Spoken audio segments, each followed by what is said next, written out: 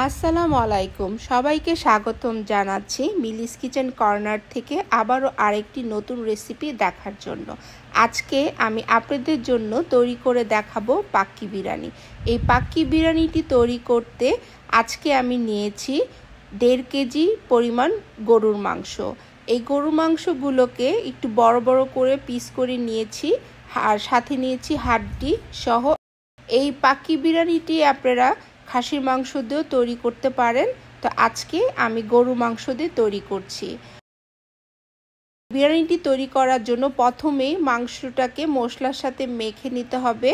তো এখানে দিয়ে দিলাম 3 টেবিল চামচ আদা আর রসুন বাটা, সাথে দিচ্ছি 1.5 চা চামচ লবণ। এখানে আপনাদের স্বাদ অনুযায়ী লবণ দিয়ে দিবেন। দিয়ে দিয়েছি 1.5 চা চামচ ধনিয়ার গুঁড়া, আর এখন দিচ্ছি 1 চা চামচ যে বিরিয়ানির মশলাটি আমি তৈরি করেছি সেখান থেকে 1 চা চামচ দিয়েছি, আর সাথে দিচ্ছি 1/2 চা চামচ গরম মশলার গুঁড়ো। এখানে আমি ইউজ করেছি কাশ্মীরি মরিচের গুঁড়ো, পানিতে একটু ভিজিয়ে নিয়েছিলাম, পুরো 2 টেবিল চামচের মতো দিয়েছি। এখানে আপনারা শুকনা মরিচ বেটেও এই মাংসের ভিতরে দিতে পারেন। সাথে দিচ্ছি আধা কাপ টক দই, 4 টেবিল চামচের মতো সয়াবিন তেল দিয়ে ভালো করে মাংসটাকে মেখে নিতে হবে, যেন প্রতিটি মাংসের গায়ে খুব সুন্দর মতো মশলাগুলো লেগে যায়। এই পাক্কি বিরিয়ানির মাংসটি যদি আপনারা সারা রাত ওভারনাইট মেখে রেখে দিতে পারেন ফ্রিজে, তাহলে এই মাংসের টেস্টটা আরও বেশি ভালো আসে এবং প্রতিটি মাংসের ভিতরে খুব সুন্দর মতো করে মশলাটি ঢুকে যায়। তো আজকে আমি এখানে 4-5 ঘন্টার জন্য মেখে রেখেছি। এখন এই মাংসটাকে রান্না করার জন্য আমি হাঁড়িতে নিয়ে নিয়েছি পুরো 1 কাপের মতো সয়াবিন তেল, আর সাথে দিয়েছি 1/2 কাপ পেঁয়াজ। এখন দিয়ে দিচ্ছি গরম মশলা। গরম মশলার ভিতরে এখানে দিয়েছি তেজপাতা, এলাচি, দারচিনি, কালো এলাচ, গোলমরিচ, আর একটা দিয়েছি স্টার অ্যানিস। দিয়ে ভালো করে পেঁয়াজটাকে ভেজে নিব লাল লাল করে। এখন দিয়ে দিচ্ছি 4-5টা কাঁচামরিচ। এই কাঁচামরিচের কারণে খুব সুন্দর একটা গন্ধ বের হবে। পেঁয়াজটা যখন মোটামুটি লাল হয়ে আসবে তখন এই পেঁয়াজের ভিতরে মাংসগুলো ঢেলে দিব। দিয়ে এখন সব কিছু ভালো করে মিক্স করে দিব মাংসগুলোকে।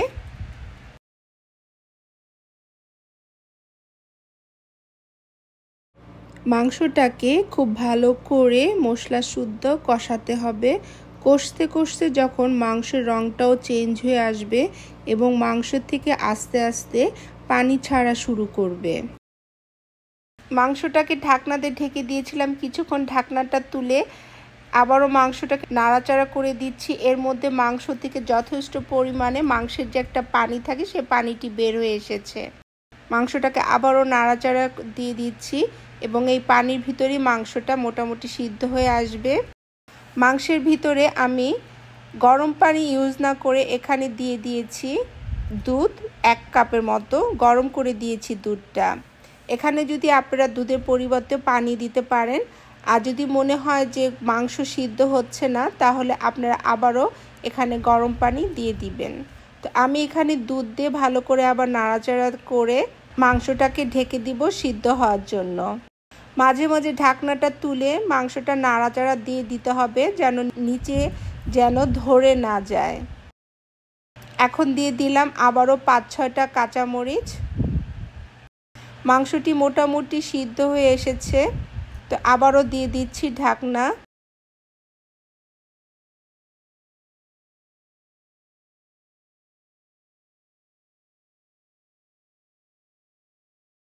এখন চলে যাব আলু প্রিপারেশন করতে। তো এখানে আমি নিয়েছি আজকে বড় বড় সাইজের 5টা আলু। আলুগুলোকে মাঝখান দিয়ে কেটে টুকরো করে নিয়েছি। এখন লবণ আর জর্দার রং বা ফুড কালার সেটা দিয়ে ভালো করে আলুটাকে মেখে তেলের ভিতরে ভেজে নেব।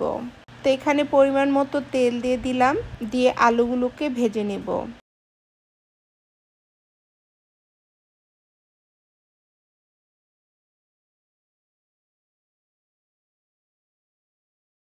আলুগুলো এপিট ওপিট করে উল্টিয়ে সুন্দর করে একটু ব্রাউনিশ করে ভেজে নিতে হবে।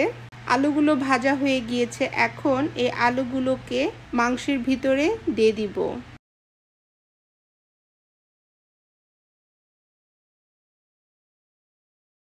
মাংসগুলোর ভিতর আলু দেওয়া হয়ে গেলে আবারও দিয়ে দিচ্ছি 4-5টার মতো কাঁচামরিচ, আর সাথে দিয়ে দিচ্ছি 1 চা চামচের মতো বিরিয়ানির মশলাটি দিয়ে ভালো করে নাড়াচাড়া দিয়ে ঢাকনা দিয়ে দিব। আর এখন এখানে দেখাচ্ছি যে বিরিয়ানি মশলাটি আমি আজকে তৈরি করেছি, সেই কি দিয়ে এই বিরিয়ানি মশলাটা তৈরি করেছি সেটা। তো এখানে দিয়েছি 1 চা চামচের মতো শাহি জিরা, দিয়েছি 10-12টা এলাচি, 4টা মিডিয়াম সাইজের দারচিনি, অর্ধেকখানা দিয়েছি জয়ফল, আর 1 চা চামচ জয়ত্রী। এগুলোকে একটু তাওয়ার ভিতরে হালকা একটু টেলে নিতে হবে, নিয়ে গুঁড়ো করে নিয়েছি। আর এখন এগুলো যে দমে দিব চাল আর মাংসের সাথে, সেগুলো কি দিব সেগুলো এখন রেডি করে নিয়েছি। তো এখানে নিয়েছি কিশমিশ, কাঠবাদাম, পেস্তা বাদাম, কাঁচামরিচ, মাওয়া, আর হচ্ছে আলু বোখারা। সাথে নিয়েছি ফুড কালার 2 রকমের, দুধের সাথে জাফরান দিয়েছি। এখানে আমি আধা কাপ গরম দুধের সাথে 1/2 চা চামচের মতো জাফরান দিয়েছি। আর এই যে বিরিয়ানির মশলাটা, সাথে আমি কিছু ডিমও ভেজে নিচ্ছি বিরিয়ানির সাথে পরিবেশন করার জন্য। আর এখন যে চাল সিদ্ধ করব, সে চাল সিদ্ধর জন্য গরম পানিতে দিয়ে দিব কাঁচামরিচ, আলু বোখারা, তেজপাতা 2টা মাঝখান দিয়ে ফালি করে দিয়েছি, আর শাহি জিরা নিয়েছি 1 চা চামচ, নিয়ে পানির ভিতরে এগুলো দিয়ে দিলাম।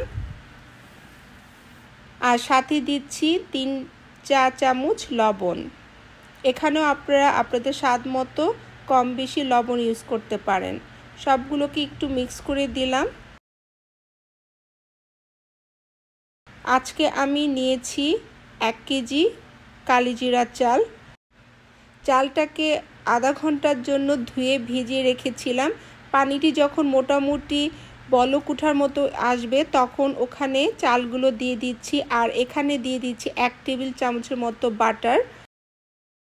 আজকে আমার এই চালটা আমি 70% সিদ্ধ করব, এর বেশি সিদ্ধ করব না, কারণ যেহেতু চালটাকে মাংসের সাথে দমে দিব, যে বাকি যে 30% থাকবে সেটা ওই দমে সিদ্ধ হয়ে আসবে। তো এরকম যখন চালটা হয়ে আসবে, তখন এই চালটাকে পানি থেকে উঠিয়ে ফেলবো।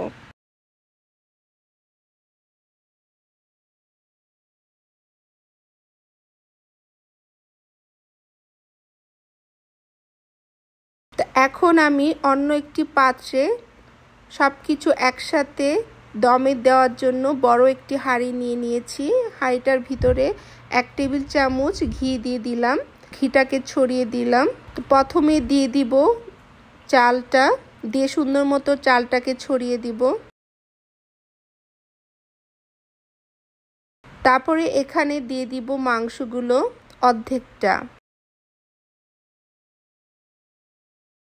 এখন দিয়ে দিচ্ছি আবারও কিছুটা কাঁচামরিচ, বাদাম, পেস্তা বাদাম, কাঠবাদাম, কিশমিশ, মাওয়া, আলু বোখারা, দিয়ে দিলাম কিছুটা পেঁয়াজ বেরেস্তা। এই পেঁয়াজ বেরেস্তাগুলোকে আমি ঘরে তৈরি করে নিয়েছি। এখন দিয়ে দিলাম বিরিয়ানির মশলাটা, যেটা আগে তৈরি করে রেখেছিলাম, দিয়ে আবারও দিয়ে দিচ্ছি উপর দিয়ে তৈরি করা চালগুলো। সুন্দর মতো করে বিছিয়ে মাংসগুলোকে ঢেকে দিতে হবে। দিয়ে বাকি যে মাংসটা ছিল, সেই মাংসটাকে এখন ঢেলে দিলাম,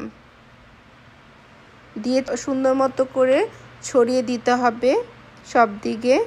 এখন যে বাকি যে মশলাগুলো, বাকি যে বাদাম, কিশমিশ, মাওয়া, কাঁচামরিচ, আলু বোখারা, পেঁয়াজ বেরেস্তা সব এক এক করে উপর দিয়ে আবারও ছড়িয়ে দিলাম।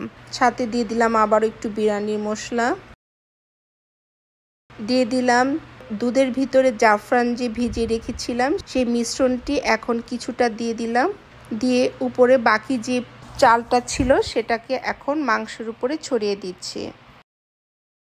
আপনারা আপনাদের পছন্দ মতো কয়েক লেয়ার করতে পারেন। আমি আজকে 2টি লেয়ার তৈরি করেছি। এখন উপর দিয়ে আবারও দিয়ে দিলাম কিছুটা পেঁয়াজ বেরেস্তা, দিয়ে দিলাম বাকি যে দুধ দিয়ে ভিজানো জাফরানের মিশ্রণটি, সেটা বাকিটা দিয়ে দিলাম। এখন আমি এখানে দিয়ে দিব কিছুটা জর্দা রং ইউজ করেছি। এখানে যদি আপনারা এই জর্দার রংটা ইউজ করতে না চান তাহলে না দিলেও হবে, কিন্তু আমি দিয়েছি সুন্দর বিরিয়ানির একটা রং আসার জন্য। আর এখন দিয়ে দিচ্ছি ঘি, সামান্য পরিমাণ আবারও দিয়ে দিলাম বিরিয়ানির মশলাটি দিয়ে এটা আমি ফয়েল দিয়ে কভার করে দিচ্ছি। এটা হচ্ছে অপশনাল, ফয়েল দিয়ে যে কভার করতে হবে এমন কোনো কথা নাই। যদি হাঁড়ির ঢাকনাটা খুব ভালোভাবে লাগে তাহলে এটা না দিলেও চলবে, বা এমনি ঢাকনা দিয়েও দেওয়া যাবে। আমি জাস্ট যেন বাতাসটা কোনো মতে ভিতর থেকে বের না হতে পারে এই জন্য উপর দিয়ে ফয়েল দিয়ে ঢেকে দিলাম আধা ঘন্টার জন্য, এবং জালটা থাকবে একেবারে লো। আধা ঘন্টা পরে আমি ফয়েলটা উঠিয়ে ফেলছি। এখন আপনাদেরকে চামচ দিয়ে কেটে কেটে দেখাবো আজকে বিরিয়ানিটা কতটা সুন্দর এবং ঝরঝরা হয়েছে এবং কালারটা কতটা সুন্দর এসেছে।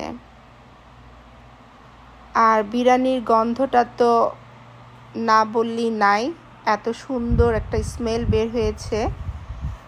তো এখন আমি আস্তে আস্তে পুরো বিরিয়ানিটাকে সুন্দর মতো উপর থেকে নিচে মিলিয়ে দিচ্ছি।